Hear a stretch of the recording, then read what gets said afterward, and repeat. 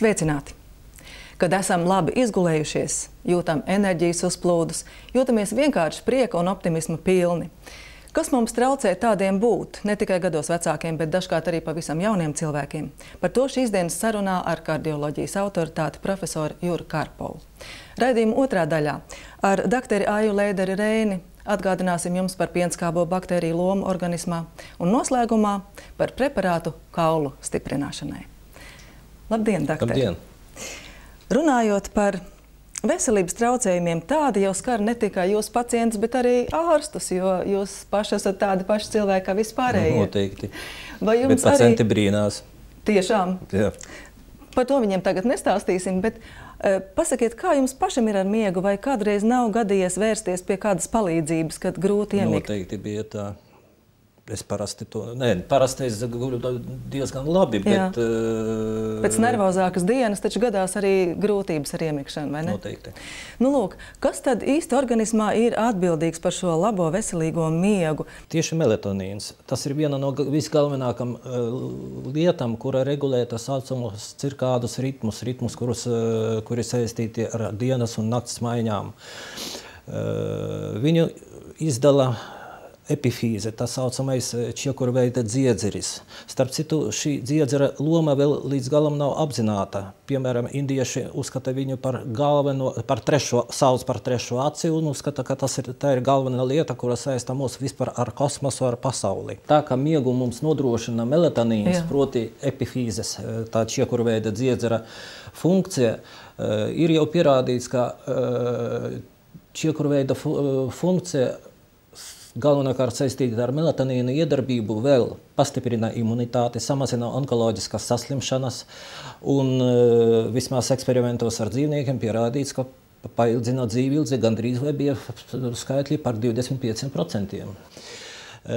Bet galvenais hormons ir melatonīns, kurš tiek izdalīts mazāka daudzuma dienas laikā un lielākā daudzuma nakts laikā.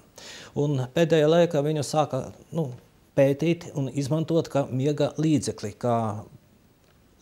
kurš atver miega vārtus un ielaiž miegu un nodrošina miegu, normālu miegu visas nakts laikā. Pirmkārt, izgulējis cilvēks vienmēr labāk izskatās nekā cilvēks, kurš nav izgulējies. Vismaz spožākām acīm. Jā, tas ir viens. Divi, dažreiz miega problēmas rodas sakarā ar to, ka cilvēks iet gulēt ar bada sajūtu. Es domāju, ka nevajadzētu no tā tik traki baidīties, varētu kaut ko apēst, jo ir jau pierādīts, ka miega laika, piemēram, vielmaiņas līmenis nepalēninās. Vienalga mums viņš ir tāds pats, proti nav patiesība, ja mēs ēdam tieši pirms miega, mēs varam palielināt savu svaru. Tieši otrādi, starp citu pierādīts, ja atstarpe starp ēšanas reizēm ir lielāka nekā 12 stundām, visu, ko mēs apēdīsim, nākošreiz aizies taukos, nevis metabolizēsies. Vai tas, kā regulāri tiek pārmainīts vasaras laiks un ziemas laiks, tas mūs arī varētu ietekmēt tikpat lielā mērā? Es esmu pārliecināts. Un dažās valstis jau atteicās no šīm pārmaiņām. Sezona laika. Bet vajadzētu visai Eiropas Savienībai padomāt. Starp citu, mēs esam ļoti saistīti. Mums jāatcerās, ka pavasara laiks tika ievests pirmoreiz Anglijā Pirmā pasaules kara laika, lai taupītu enerģiju. Vai varam runāt par to, ka kādā cilvēka dzīves periodā melatonīns tiek labāk ražots organismā un kādā ir grūtības? Labāk teiksim vispār par epifīzes funkciju. Viņa ir visizteiktāka bērnu un pusaudžu periodā pēc dzimuma nobriešanas samazinās un pakāpeniski samazinās visas dzīves laikā. Ar to samazinās arī melatonīna produkcija un, acīm redzot, jums taču pazīstams jēdziens, kā tā saucamā vecuma bezmiegs. Jā, ir gan dzirdēts, ar to viņš ir arī saistīts. Jā. Mums studijā uz galda ir aptiekas produkcijas preparāts Sleep Aid, kurš, acīm redzot, varētu noderēt miega problēmu risināšanā, bet pirms mēs runājam par to, uzklausīsim kādu lietotāju pieredzi. Uz kādu treniņu tev tagad ir jāpagūst? Man uz kickboks treniņu. Es teiktu, ka man dzīvesveids diezgan aktīvs. Es gan studēju augstskolā, pat cik man diezgan daudz arī garīgās slodzes, bet lielākoties ir fiziskā slodze.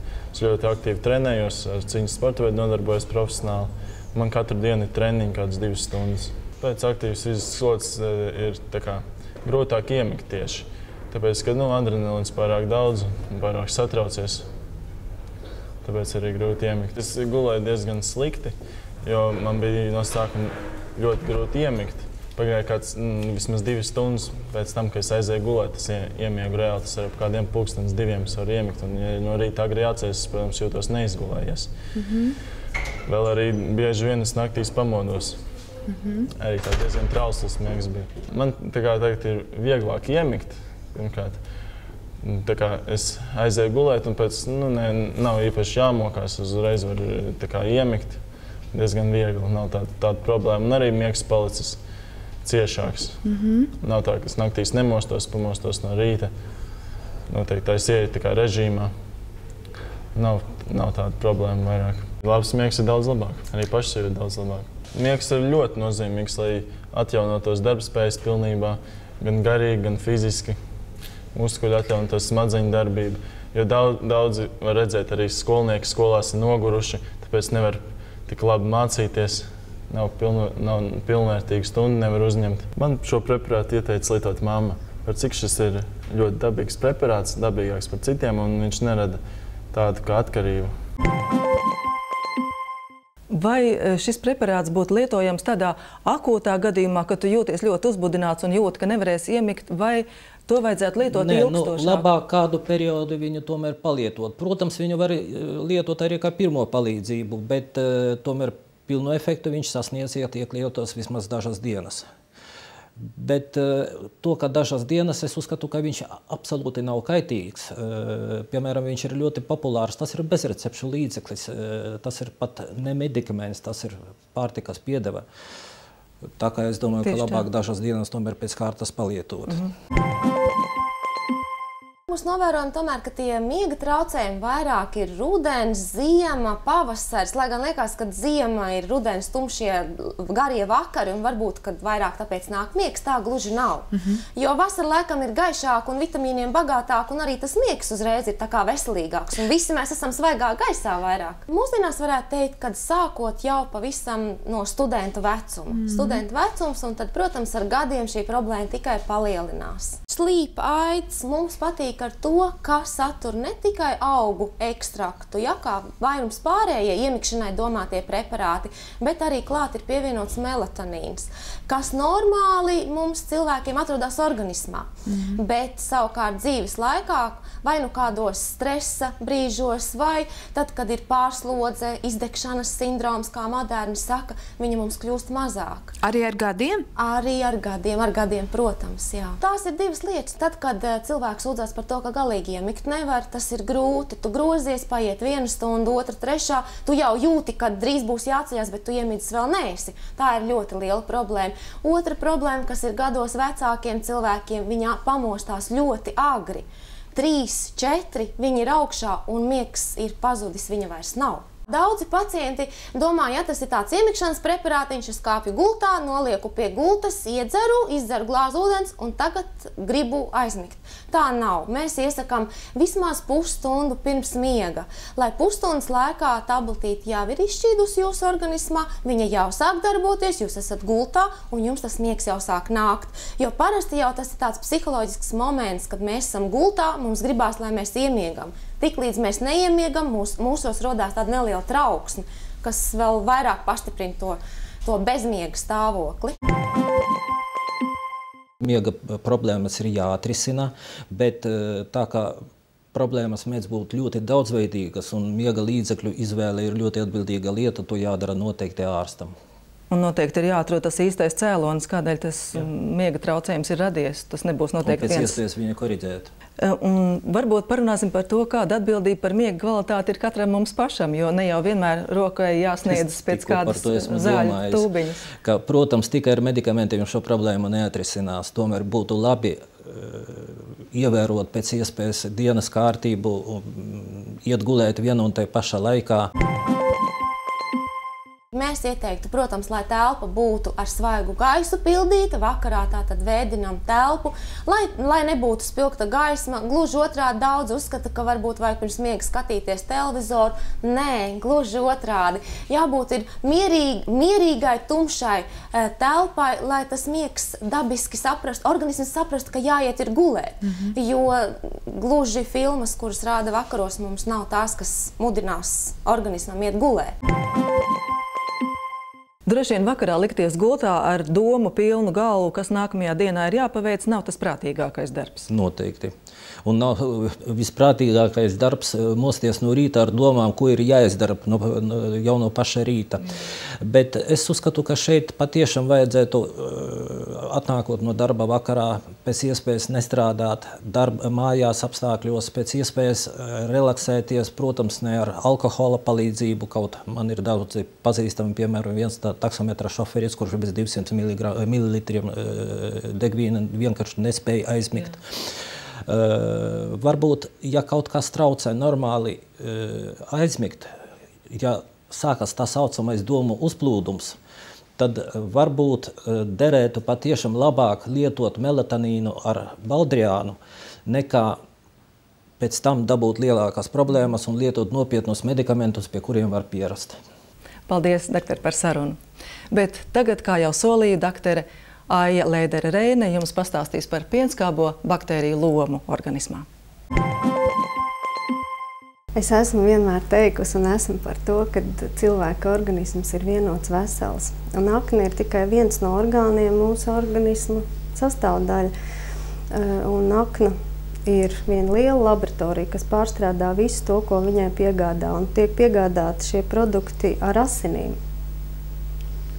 Bet tas, kas uzsūtas no zarnām, nonāk asinsritē un tiek aiznests uz aknām. Un tad, ja zarnu flora ir sakārtot un viņā ir viss tas, kas viņā ir jāatrodās, tad līdz ar to arī aknām sanāk ir mazāk darba un viņas ir tendētas savam ritmiskam, mierīgam darbam. Tas, ja ir normāla veselība un ja nav problēmas. Es zinu, ka pienskāba baktērijas ļoti iespaido ādu. Tas ļoti iespaido arī mani ar katru dienu vairāk un vairāk. Tiešām jūs jūtat izmaiņas? Jā, ļoti tiešām. Tāpēc, ka man bija eksēma. Un tagad es to neredzu. Un tas ir ļoti labs rādītājs, manuprāt, jā. Bet ēst jūs ēdat pareizi? Centos. Bet es domāju, ka kādreiz, kad man bija jālieto tos antibiotikus, kaut kas sākas, varbūt, jā. Un nebija derīgo līdzekļu, lai man palīdzētu. Es domāju, no tā viss varēja sākties kādas problēmas. Un Laktagvāra tiešām man ļoti patika. Arī manai mātei izvirzies ļoti liels intereses pret tās zāles lietošanas. Tas nav zāle, tas ir uztura bagātinātais, jā. Un arī viņai ļoti patika, jā. Tad visi ģimeni iesaistīsies? Jā, pakāpeniski, jā. Īstenībā mēs esam tikai dabas daļa. Daba ir cikliska un arī cilvēka dzīve ir cikliska. Un drīzāk mūsos pašos ir jāieklausās, ko mēs gribam, ko mūsu organisms grib. Un mēs esam piemērs saviem bērniem. Un tikai tā jau mēs varam vairot šo labo pašsajūtu un dzīvesveidu. Bet tagad par jaunumiem veselības aprūpē jums pastāstīs otrās slimnīcas speciālisti. Jau aizvadītā gada novembrī Rīgas otrās slimnīca uzsāka Eiropas Savienības projekta stacionārās veselības aprūpes infrastruktūras uzlabošana īstenošanu, kas top pateicoties Eiropas reģionālā attīstības fonda līdzfinansējumam, kā arī Rīgas pašvaldības finansiālam atbalstam. Tas ir ieguldījums tavā nākotnē. Tiks atjaunot slimnīcas jumta segums, tādējādi samazinot siltumenerģijas patēriņu. Renovācijas darbi notiks neatliekamās medicīniskās palīdzības un uzņemšanas nodaļā.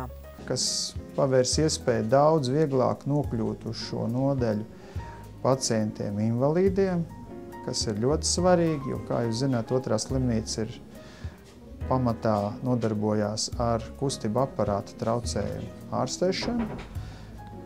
Un tas, protams, arī palīdzēs pacientiem ātrāk gan nokļūt pie ārsta, gan viņiem būs savā ziņā plašāks telpas. Projekta otrs pamatuzdevums ir uzlabot veselības aprūpes pakalpojumu kvalitāti un paaugstināt pakalpojumu izmaksu efektivitāti. Ir veikts ambulatorās nodaļas remonts. Līdz ar to pacientus var pieņemt no 8 līdz 10 ārstiem vienlaicīgi. Kabineti ir gaiši, aprīkoti ar digitālo rentgena aparatūru, un ārsti neizejot no kabineta var apskatīt šos veiktos uzņēmumus. Pateicoties remontiem, mūsu ambulatorā daļā darbojas manipulācijas kabinets, kur ir iespējams uztaisīt asins analīzi, uztaisīt kardiogrammu, sirds pārbaudīt. Kā arī mūsu ambulatorā daļā mēs piedāvājam tādus izmeklējumus kā ehokardiogramma, holtera monitorēšana, tas ir sirds pārbaudīt, kā arī visāda veida ultrasonografiski izmeklējumi, vederdobuma, vairogdziedzeriem sonogrāfija, krūtīm, plaukstai, ceļa locītavai. Kā arī ir pieejams osteoporozes kabinets un veicam duplerogrammu. Mēs strādājam no 8 rīta līdz 19 vakarā. Mums pēc remonta ir daudz labāki darba apstākļi. Ir vieglāk uzkopt telpas, mazgāt grīdas. Viss kļuvis komfortablāks. Rīgas 2. slimnīcā pēc palīdzības var vērsties ik viens Latvijas iedzīvotājs.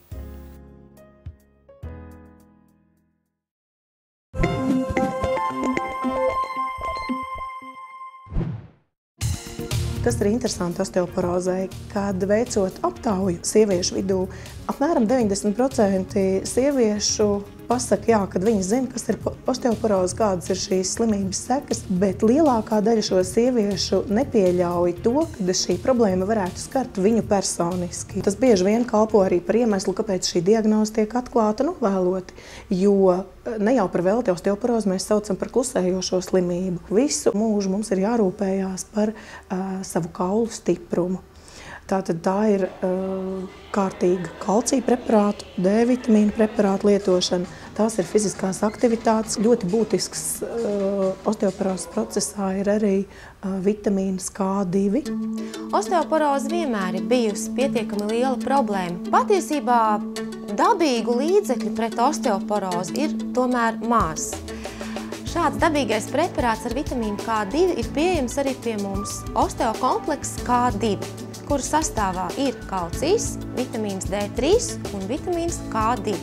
Protams, ja ārsts diagnosticē osteoporozi jau izteiktā formā, tāda galvenā ārstēšana būs osteoporozes medikamenti, bet ar to ir par maz un ir pierādīts, ka K2 vitamīns sadarbojoties kopā ar D vitamīnu veids šo te pozitīvo ietekmi uz kaulu.